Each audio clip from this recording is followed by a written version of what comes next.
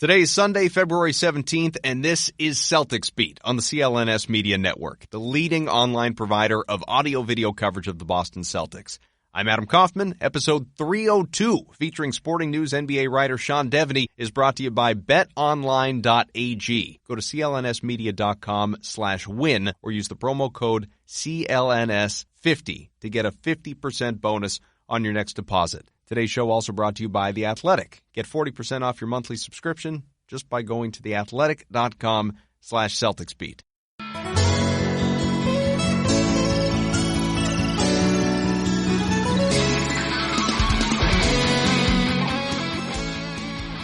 Hey, what's going on? Good to be back with you. Thanks to my producer, Evan Valenti, for filling in during the Patriots madness the last couple of shows. We've reached the NBA All-Star break. Now, Boston 37-21, tied with Philadelphia for fourth in the East, but Celtics hold the tiebreaker, that 3-0 record in the series this year. Both teams 6.5 games behind first place Milwaukee. So 58 games in, clearly not the midpoint of the year. Only 24 games left for Boston. We're past the trade deadline, which is that new wrinkle to think about. Celts did open a roster spot by moving Jabari Bird, but that's it. Fortunately, Anthony Davis did not leave New Orleans, so in that sense, I suppose Boston a big winner, but we can get to that a little bit later on. Let's bring in Sean Devaney from Charlotte. He's there covering the All-Star game and all the good stuff. Sporting News NBA writer, good friend of the program as well. Sean, how are you?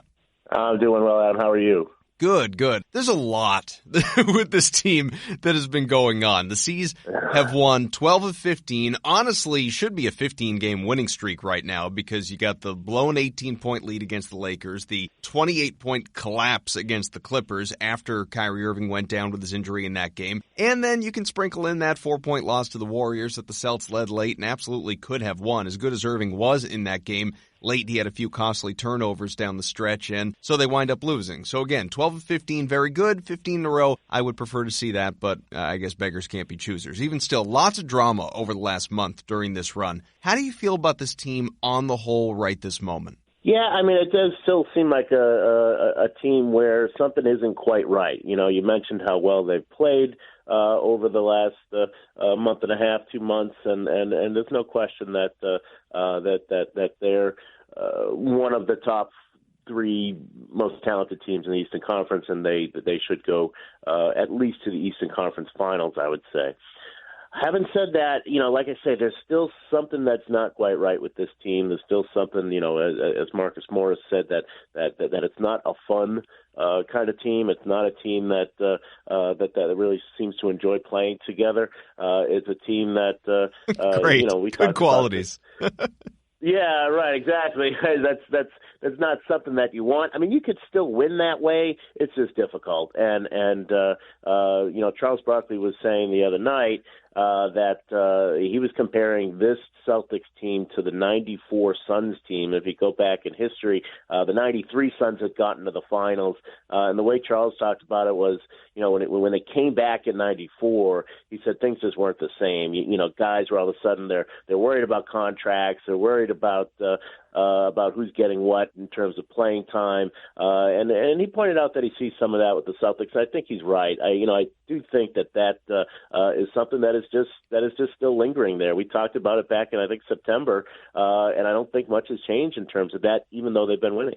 It's kind of crazy, too. You know, I was one of those people, I think I was in the majority with this, that was saying, going back to the summer, how beneficial last year's run could have been for this year, because you have, you know, Kyrie goes down, Gordon Hayward goes down, other guys are forced to step up to elevate their games. We saw it from Jason Tatum as a rookie, the growth that he had just through that first NBA experience, Jaylen Brown, Terry Rozier, hell, even the Shemi Ojeleyes and Daniel Tices of the world. You know, that roster, top to bottom, got a lot more experience than it would have had everyone been more or less fully healthy last year. And I know that's, you know, generally unrealistic, but you could look at it and say, okay, those injuries, while they sucked, they were a blessing in disguise. Now I can't help but look back at that and say, with the inflated confidence that it gave those guys, did it almost hurt this team this year that they had so much success without its all-stars versus where they are right now? Yeah, I mean, you can certainly make that case, you know, that after that run, that And I thought this at the time, and there were rumors that it might happen. That what Danny Ainge needed to do is really sit down and figure out, okay, what are we going to look like next year? Can we just layer Kyrie and Gordon Hayward back on top of this team and think everything's going to be all right? I think the answer, as we've seen, is probably not. That there probably should have been a move in there, maybe something designed in the future. There was talk about Mo Bamba, and they had some interest in him. That maybe there could have been a deal there that would have lightened the log jam of minutes that we see, and still given the Celtics somebody that they could sort of develop slowly and look forward to, and really wouldn't have to expect much out of in his first couple of years. So that was certainly a path that was open to them. They chose not to take it. I think there's probably some regret there that the way that those guys played at the end of last year in the playoffs, it was obvious that they weren't going to be happy just going back to the roles they had in October 2017. That was not going to be okay with Jaylen Brown and Terry Rozier, and to a lesser extent Jason Tatum. But I don't think he's been quite as affected as the other two guys. And just the way that's affected the team in general. And I think if they could go back and do it again, I wonder if they would try to find a trade that could loosen some of these minutes. It's amazing to me how the NBA absolutely hijacked Super Bowl week between the Anthony Davis trade demand, the comments his dad made about the C's, dealing Isaiah Thomas, obviously, the Kristaps Porzingis getting moved. I know that doesn't have a Celtics effect, but big for the NBA, and social media plays a whole lot of role in that. Then Kyrie Irving with the Ask Me July 1st about his free agent future. I was in Atlanta. People, I can tell you, Sean, they were not talking football, despite Patriots-Rams. It was NBA conversation. And then, of course, you alluded to this before, more recently we had the Marcus Morris stuff after the two blown losses to the LA teams. Here's just a snippet of what Morris initially said when he vented for anyone who missed it. Guys are, hanging their heads. It's not fun. It's not fun. We're not competing at a high level. Even though we're winning, it's still not. It's just not fun. I don't see the joy in the game. I watch all these other teams around the league, guys up on the bench, they're jumping on the court, they're doing all the stuff that this look like they're enjoying, their teammates' success, they're enjoying everything, and they're playing together, and they're playing to win. And when I look at us, I just see a bunch of individuals. Morris said hadn't been fun for a while. Even in the games Boston was winning. You talked about that, Sean, a bit. A couple days later, Morris said the frustration, it really just comes from his belief in the team. We got to enjoy this process. I'm not really about the BS stuff. I want to win a championship. I understand what it takes to get there. To be in this position and have a chance to compete for something like that, means a lot to me because you don't get this opportunity at all in this league. 8 years I've been here. It's not a crazy amount, but 8 years I've been in the league. I never even thought I could win a championship with the teams I was on. And this team I feel a lot different about, and I just, I want to push us to that position. So this got me thinking, because I know a lot of people have said, okay, they've won 2 straight since, and if the team goes on and has this majestic run and great playoff experience and, hell, knocks off the Warriors, whatever it may be, that's going to be what we look back on. That's going to be the mitt to the face of Alex Rodriguez from Jason Varitek in 2004. Right. It's going to be that galvanizing moment. We've talked a lot, Sean, over the course of the season about the team's need for veteran leadership. Irving has not been the right fit for that role, despite whether he wants to be or not. He says he does. Marcus Smart, the emotional leader. Al Horford, the leader by example. Were Morris's remarks strategic at all to try and wake the team up, or was he just venting and it's worked out because they've won their last 2 and I'm giving him too much credit? Well, I think it's a combination of both. I don't think it's either or. I think there is no question that there was frustration there. But I think, if you're Marcus Morris and you've been in a number of NBA locker rooms and you've been on some terrible teams, you've been on some good teams, you've got a pretty good sense of where your locker room's vibe is, of what the mood is, and I think he sensed that this was a team that needed a kick in the pants a little bit, and it doesn't come from Kyrie, and when it does, I'm not sure other players really believe it because he said a number of let's say offbeat sort of things in the last year, and it's been tough, I think, especially for the younger guys, to really to know what to expect from Kyrie. So I don't think it works if it comes from him. I don't think it works if it comes from Brad Stevens. It's not his style. It's not his approach, and it's not something that frankly not something that he's very good at. That's he's not someone who's going to go in a locker room and throw a chair around or anything like that. So I think Morris kind of probably recognized that, hey, I'm probably the guy who needs to say this. Al Horford could, but again, that's not his personality. So I think Morris kind of said after that game, went in, lifted weights, and he had time to think about it before he said it. So I think it was calculated on his part, but it was certainly born out of the frustration of that loss to the Clippers. Quick break, just to tell you today's show is brought to you by BetOnline.ag. There's a lot of good NBA games coming up after the All-Star break. You can check them out, obviously, but if you go to BetOnline.ag, you get in on the action, it's worth it. BetOnline.ag is CLNS Media's preferred online sportsbook. Go to clnsmedia.com/win to get a 50% bonus when you sign up, or use the promo code CLNS50. Don't be left on the sideline with all this excitement going on the court. Plus, you can play in BetOnline's virtual casino and make some money there too. NBA All-Star break is here. Hopefully, you have been taking full advantage. Whatever you do, make sure you use BetOnline.ag. Use the promo code CLNS50 for a 50% bonus on your first deposit. Or just go to clnsmedia.com/win. All right, let's get back to the show. What's the general tone of this team right now? Are they okay or are they beefing? Because they're not. Marcus Morris was asked about it. Of course, he said after the last couple of wins, that was fun. That was very fun. That was fun. But that doesn't just change in 2 games. What does it take for them to have fun again? I refuse to believe that 2 games flips that switch. Yeah, and it's hard to say because they almost play better when they're down a man. They do. They have all year. And that's not they're better without Kyrie. I'm not saying that. I'm just saying if it's anybody, there's one too many players, and so when things kind of smooth out that way, they seem to play better. So I'm not saying that I'd root for an injury or anything, but they tend to play better that way, and that's something that I don't know what that says exactly about this rotation, about the way the players feel, but that. Barring that, I don't know that they can just come back and come out of the All-Star break and say, now we're going to have fun from here.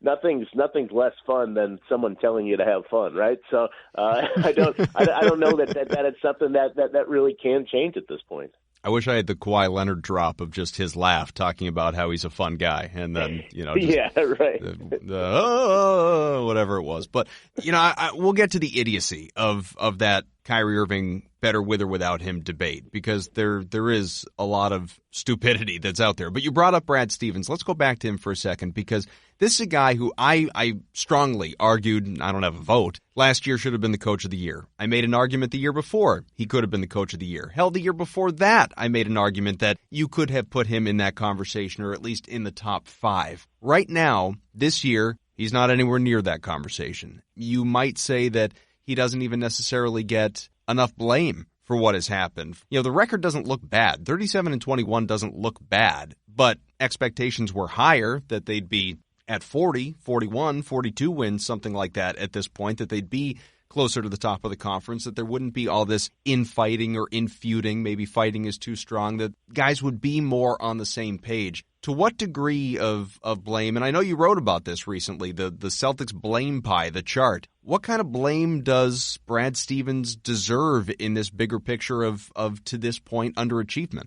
Yeah, he definitely deserves a chunk of it, and going back to what I said before, I do think Danny Ainge deserves a chunk because, we knew that everybody knew this was a possibility in the off season, and something probably should have been addressed then. But then once you get to the season, I think Stevens, one of the things that has been sort of a common thread throughout his career is that he's a very good underdog coach. He's a very good coach of the team that's not expected to win, and that goes back to Butler, of course. But it's been true in the NBA. That's I believe what you're saying there. That he got a team where if you look at that team that was 42-40 and went to the playoffs, lost to Cleveland. Tyler Zeller was their leader in win shares that year. So right. That gives you an idea. And then the team they had the following year, with Avery Bradley and those guys, that wasn't a great team, but he got them to play above. Now, how do you coach when you've got more talent than everybody else? And I think that's been a bit of a struggle because you don't have that sort of there's a natural chemistry that comes when you're an underdog. It's hard to manufacture that when you're the favorite. So I think that's been something that Brad Stevens has struggled with this team, with this group. And like I say, he's not a guy who's going to go in the locker room and throw chairs, but I think you need to be able to talk to the guys in a certain way. And I'm not sure he does that. Or at least if he's doing it, it's not been entirely effective. They've been winning, and you can't complain too much about where their record is and things like that. But I do think that that's something that when you're coaching, you've got to be part Dr. Naismith and part Dr. Phil, and I don't think he's got the Dr. Phil part down at this point. And he hasn't had to before, so that might be part of it. But it's something I think that he needs to develop over time. How do you grow into that? I mean, how does he solve that dilemma on the fly? Obviously, years from now, we may say that he's Greg Popovich. Who knows? I mean, if all goes well, we may compare him to Phil Jackson. But in this moment, given that it's his first experience, like you said, with a loaded roster, with real genuine superstars. I mean, all due respect to Isaiah Thomas, and hey, glad you're healthy and glad you're back. But this is the first time that he's had real superstars on his roster. A couple of, when Gordon Hayward's right, top 20, 25 players on his roster. And hell, Jason Tatum may be that guy in the next couple of years as well. How does he adjust to molding himself into what he needs to be for all of these guys? Yeah, and it's I don't know that he could do it on the fly. I don't know that he can do it between now and the end of May. But one thing that when you talk to other coaches about Brad Stevens, one thing they'll always say is he does engage other coaches and say, hey, how do you do this? How do you handle this? What do you, and a lot of it is the X's and O's. But if it is also now dealing with locker room management, I wouldn't be surprised if, at the Las Vegas Summer League, you see him talking to different coaches about their experience in handling locker room issues when you've got free agents, when you've got, rumors circulating and things like that. What do you do? How do you handle that? How do you manage your guys? But I don't know what's going to happen between now and June. That's the big issue for this team as it stands. Irving's missed 3 out of 5, basically 4 or 5, because he only played 14 minutes against the Clippers. Mm-hmm. 2 guys have played really well during that stretch, 2 that we've talked a little bit about, Jason Tatum and Gordon Hayward. Let's start with Tatum here, because he's averaging 20 points, 8 rebounds, and shooting 47%, both overall and from 3 during this small sample. What stood out to you? I think it was an Anthony Davis thing. I think he heard his name included, and he's played a lot better. He's been terrific basically since then. I think the trade deadline. I think it got to him. I don't think there's any question about that. And he's a kid. He's 20 years old. Yeah, and if you're a young player, I mean, look, if I'm the Celtics, I'm watching this and I'm saying, he got his buttons pushed, and look how he responded. He responded by playing better. He would not. There's a lot of guys would sulk, or you see the performance dip. I mean, you look at what's happened with the Lakers. That's certainly a common reaction. But if you've got a kid who's at his age who can come in and go through that sort of grinder, you can say, well, I didn't pay too much attention to it. He did mention he's glad it's over.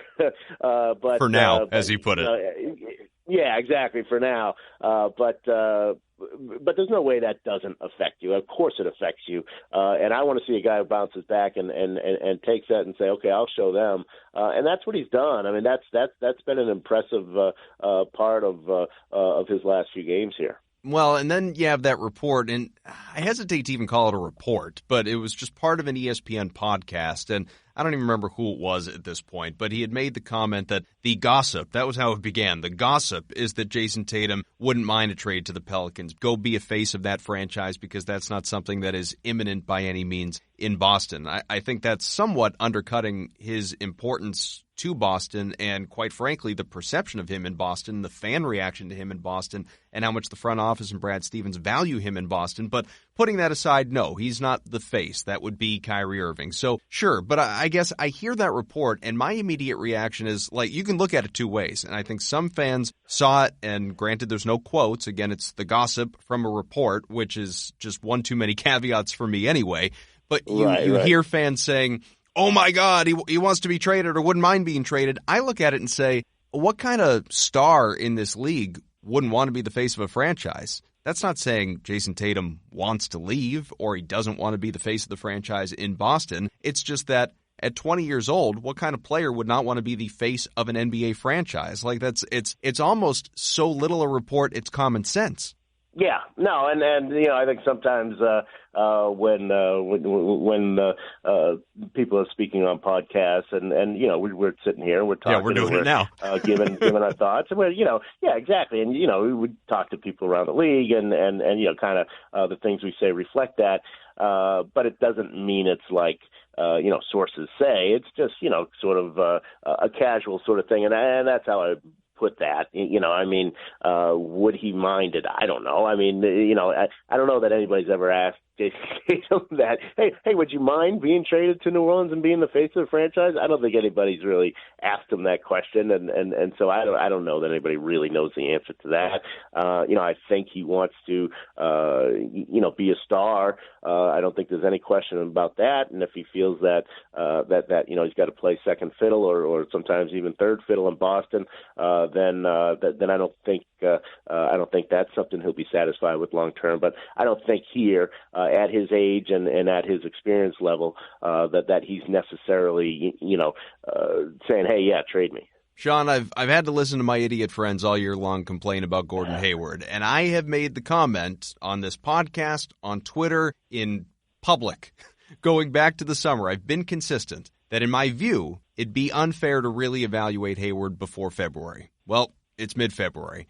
The scoring and shooting averages have improved from December to January and January to this month. Over his last 5, as I mentioned before, he's confident, he's smooth. He's averaging 17, 5, and 5. His shooting splits are 60, 50, 90. He's played really, really well, again, over 5 games. And he's playing 30 minutes a contest, too. Bill Simmons said, and Steve Bulpett wrote this as well, that Hayward is killing it in practice. It just hasn't fully translated to games yet. Is this a trend, or is he going to fade into the background again when Kyrie returns? Yeah, I think it is a trend, and I think it is something that as long as they can keep convincing him of what his spot on the team is, then the confidence will continue to grow. I think in addition to the injury, I think he also had a bit of a confidence problem, as he looked around and tried to figure out what exactly he was supposed to do on this team.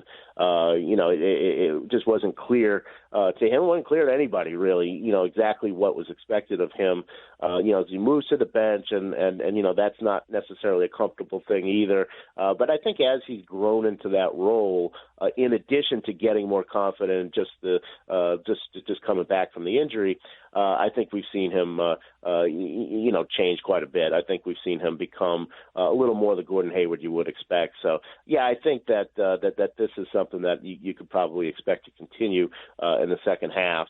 But again, they've got to make sure he's confident in his role. I think the injury now is behind him. I really do. I think it's now just a matter of the mental aspect of fitting in with this team and knowing what's expected of him. Well, and it really does seem like, just speaking physically, and I'm not in his head, I'm not in his body, obviously, but it seems like the sort of split-second hesitation when he's making a move or taking a shot, that's gone. He's more confident, like you said, in what he's going to do. He's not hanging out around the perimeter. He doesn't hesitate to drive to the basket, doesn't worry about going up for an alley-oop and coming down on that left leg, doesn't worry about getting fouled. He's hitting his free throws, and he's getting there a pretty good amount of time, an increasing amount as time goes on as well. It just seems like, I'm not going going to say he's on the cusp of being Utah Gordon Hayward in that last All-Star year before he signed with Boston in the first place, but you can't underplay his importance to this team down the stretch. I mean, would you say that Hayward is the X factor? If this team is to go on and do something great in the postseason, that Hayward in large part has to be the reason for it, meaning if he does not perform at the level that he is right now, at the very worst, if he regresses to what he was, that they're not going to do anything. They could go out in the first or second round. Yeah, I think that's true, and I think that again that it's still going to come down to sort of minutes management, not just with him, but sort of with everybody. I think when he does, and one thing that happens when Kyrie is out is obviously he handles the ball more and is much more of a facilitator. I think that's a really good role for him, and so it becomes when you get to the playoffs. To what extent does he do that? To what extent does Terry Rozier do that? To what extent do they move Kyrie off the ball? Because in order to get Hayward into that role, you've got to cut back on somebody else. So I still think that that's going to be the overall driver in terms of the success of this team. I think that's the role that you want Gordon in. That's where he's most comfortable, most successful.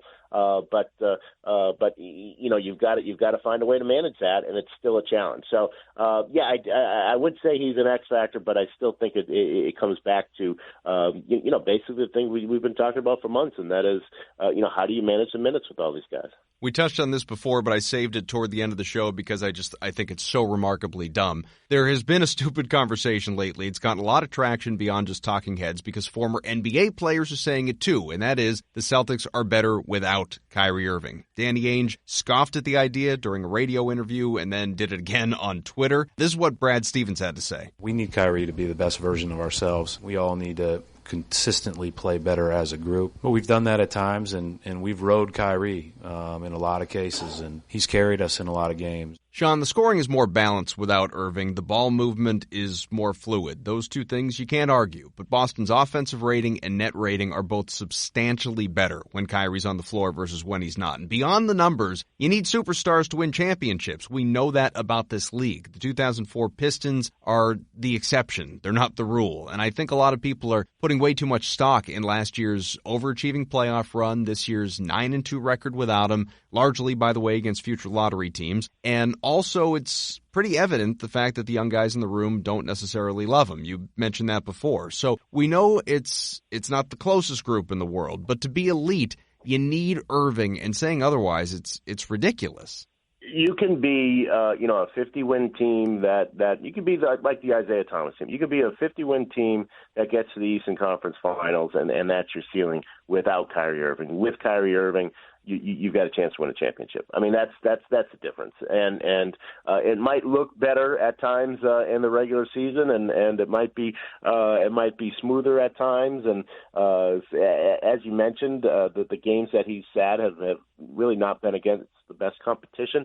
If you want to win in the playoffs, though, and you need somebody to get that bucket for you in the last the final minutes when you're really in crunch time, and you get those situations so often in the postseason. You need Kyrie Irving out there, and I think that I think that's the real difference. That if you're serious about winning a championship, then you find a way to make sure that Kyrie Irving is your best player, and if you have to get rid of other guys to make sure that happens, and then that's what you do. But yeah, you can win a championship with Kyrie Irving. I think you can get to the Eastern Conference Finals without him. One more break to tell you today's show is brought to you by The Athletic. If you haven't heard about The Athletic by now, you got to be living under a rock. These guys have been crushing every element of sports coverage imaginable. Whether you're looking for a specific local coverage with beat guys, sports discussed under a national lens, or anything in between, you got to make sure you take a look at The Athletic. No pop-ups, no ads, high-quality content waiting behind every single click. Jay King and Jared Weiss do a great job covering the Celtics. They also do a great job whenever they pop up on Celtics Beat. You want to check those guys out. Both of them write for The Athletic. Plus, there's Shams Charania, Sam Amick, Frank Isola, bunch of great NBA and college basketball writers. You can't get content like this anywhere else. 600 to 750 new articles every single week. Who else is pushing out quality content like that? If you haven't signed up, take advantage of this deal because it's not going to last forever. Go to theathletic.com/CelticsBeat. Get 40% off your monthly subscription, do it right now. It's a subscription for less than $3 a month just by going to theathletic.com/CelticsBeat. Shams, Amick, King, Weiss, all less than $3 a month. You kidding? Sign me up. In fact, I already signed up. Sign yourself up too at theathletic.com/CelticsBeat. You wrote an article just a couple of days ago that I guess I would term, if this makes sense, equally fascinating and yet unsurprising. And it's, as I like to put it, how Rich Paul and LeBron James are the new David Falk and Michael Jordan, and they're basically, destroying the NBA at a more magnified social media 2019 type of level. How much damage has Rich Paul done, and how has that impacted the Celtics behind the scenes? Well, I think it's obviously this last 2 weeks has not gone well for Rich Paul, and the unfortunate part is that he sort of burned multiple franchises in the process. So there's this whole notion that that after the trade of Porzingis, that the Knicks had this cap space, and all of a sudden it comes out, well, Kyrie might want to go there. And there's plenty of folks around the league and within the Celtics who think that story came from Rich Paul. And so, you plant this bad seed with the Celtics and you plant this thing with the Pelicans that, he might not, if Kyrie's there, then Anthony Davis isn't going to Boston, and then they're not going to trade you all these guys. So you've got that. Now you've got the Celtics that are burned by Rich Paul. You have the Knicks in a way, because if they don't sign Kyrie Irving, they'll be let down expectations. Of course, we know that the whole thing with the Pelicans, we see what's happening with them now. They've been burned in all this, and the Lakers are a disaster right now. So, that's four franchises that I count that have been touched by this thing and really hurt by it. Not to mention the reputation of Anthony Davis, and I think Magic Johnson's reputation has taken a hit as well. So, this has been sort of flamethrower tactics on the part of this agent, and that's unfortunate, because I think a lot of people are paying the price. It really is remarkable. Like the Knicks, as you said, part of the reason they deal Porzingis is to free up those max spots and maybe motivated a little bit by what Rich Paul may be telling them or suggesting to them behind the scenes. And then just the fact that it's had this kind of impact, never mind the Celtics or even the Pelicans, because Anthony Davis has gone either way. It's just going to be uglier and more unceremonious than it maybe otherwise could have or should have been. But what it's doing to LeBron's team, his guy, his Lakers, as you said, they're a disaster. And all of those guys were seemingly openly on the trade table. And now Magic Johnson has to attempt to walk that back and clean it up, which is so difficult to do. Yeah, and that's something that if you're looking at Magic, then you wind up saying, well, this is partly his own fault. I mean, you kind of okayed all this, and so it's hard to feel too bad for him, but there's got to be a major cleanup now, and it's just hard to see how it happens. There was such a focus on getting Anthony Davis to L.A. That you just wonder, what did that do to their team right now? We've seen it's been bad. Maybe they can come out of the break with a different attitude, a different approach, but then what does it do long term? I mean, are the Pelicans just going to say, you know what, we're not trading him to LA no matter what? We're just not going to let that happen. Then you're in some trouble. That might be how this all plays out. Now, if you ask most people, most people would say, Davis is going to wind up in LA, but there's a chance that there might be such burned bridges now that it doesn't happen. And it's really, if you look at it, then I think that I think Magic Johnson has to take a big part of the blame. Another agent put it to me this way: is Magic Johnson is just used to getting what he wants, and so he's able to come into every negotiation with the sledgehammer and just sledgehammer until he gets what he wants. That is not working now. In this situation, that's not working. It didn't really work last summer with Paul George, and I think he's finding that just because you're Magic Johnson and you're running the Lakers, it doesn't mean everybody's going to work on your schedule. And I think that's been a tough thing for him to swallow. We all know and believe the Celtics have a good chance to get Anthony Davis via trade this summer, simply because now at least they can be in the mix on July 1st, which they couldn't at the trade deadline. But if you're handicapping it, where do you believe he does wind up? I would say it's I still think he winds up with the Lakers. I still think in the end it's where he wants to be, and if they're going to make things so difficult for everybody else, even the Celtics might have to fold. Now, we've seen from Ainge that he's not necessarily going to play that game. So that could certainly change. But if I had to bet, and I'd put 50% odds on the Lakers, probably about 40% odds on the Celtics, and 10% odds on some dark horse team. But right now, I just think because he's so adamant, and because they are willing to play this burn it all down game at any cost, then I think the Lakers will wind up with them. All this Rich Paul stuff clearly agitated Kyrie Irving, and that was a big part of the whole Ask Me July 1st stuff that we already talked about. But, right.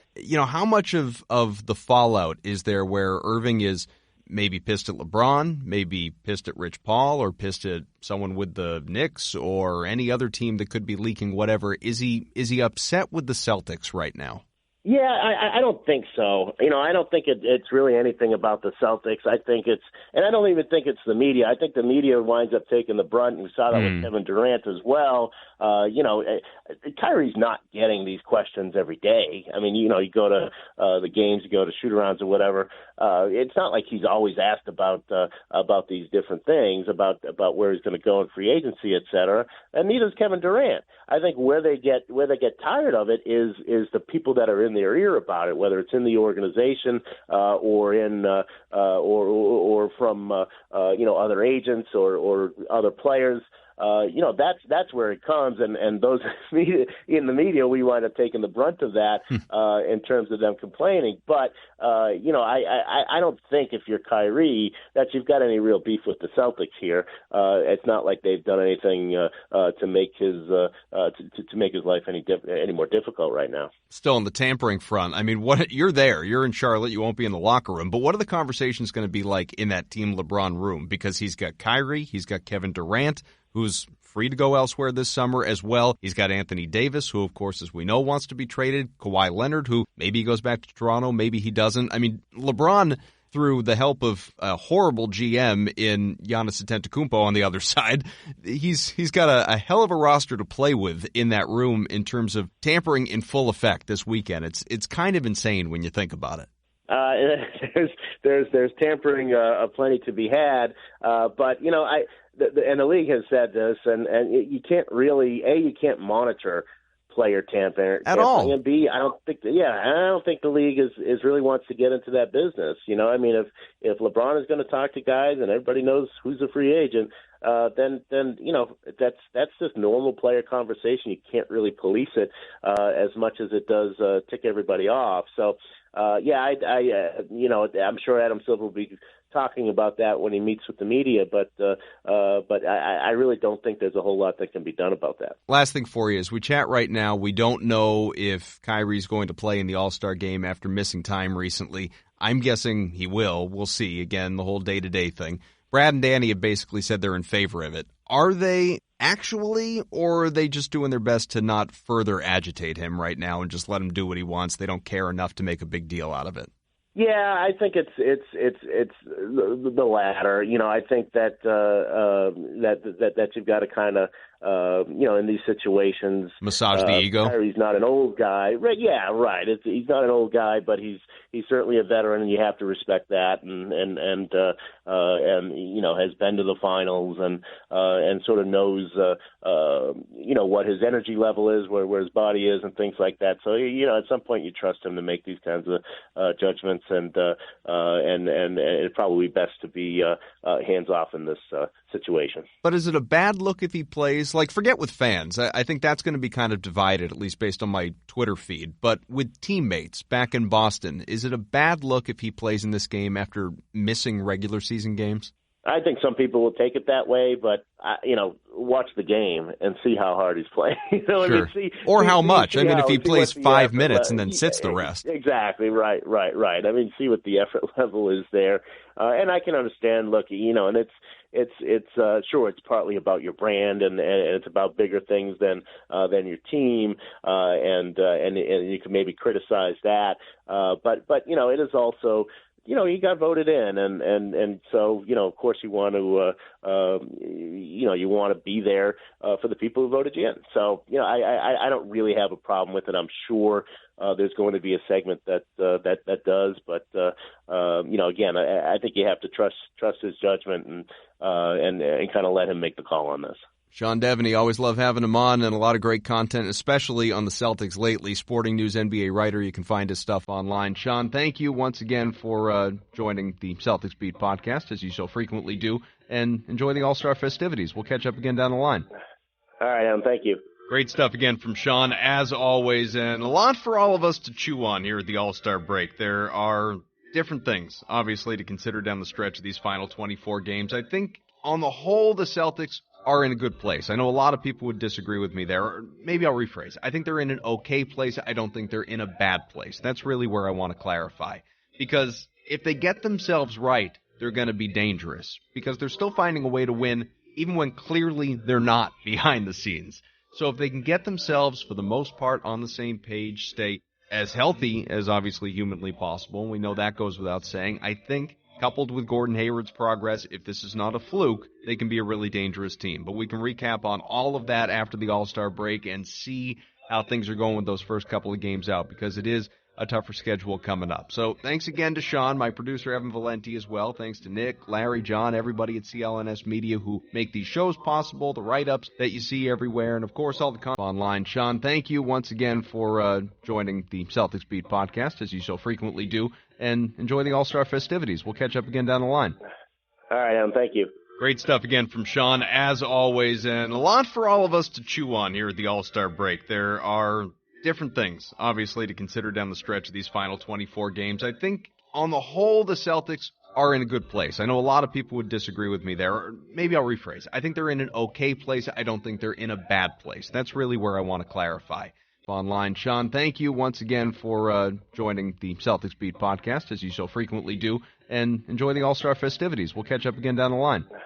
All right, Adam. Thank you. Great stuff again from Sean, as always, and a lot for all of us to chew on here at the All-Star break. There are different things, obviously, to consider down the stretch of these final 24 games. I think, on the whole, the Celtics are in a good place. I know a lot of people would disagree with me there. Or maybe I'll rephrase. I think they're in an okay place. I don't think they're in a bad place. That's really where I want to clarify. Because if they get themselves right, they're going to be dangerous. Because they're still finding a way to win, even when clearly they're not behind the scenes.